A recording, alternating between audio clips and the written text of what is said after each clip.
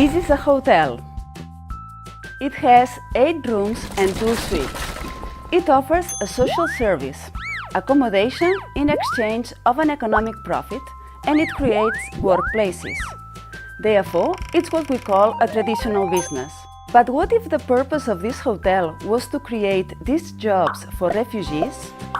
And what if it would reserve one of their suites for young people that were under tutelage and offer them training to work in the hotel? And what if they invested their benefits to adapt the infrastructure for disabled people? In that case, this traditional business would be a social business. A social business covers social and environmental needs, becoming an instrument to improve society.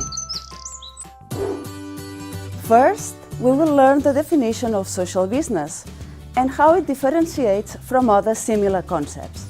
Next, we will identify social needs that can be solved through an economic activity and the different existing instruments to evaluate the impact of these organizations.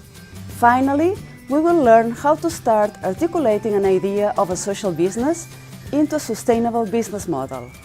We are Paula Betiana, Andrea Vallatbó, and myself, Esther Oliveras, and we will accompany you through this course. If you have social vocation, you are a social entrepreneur or an NGO professional, this is the perfect course for you, because you'll get both the conceptual part and also a starting point to develop your own social business idea. The course will come with audiovisual explanations, a few lectures and tests, and also interviews with social business owners and experts, including Professor Muhammad Yunus, Nobel Peace Laureate 2006.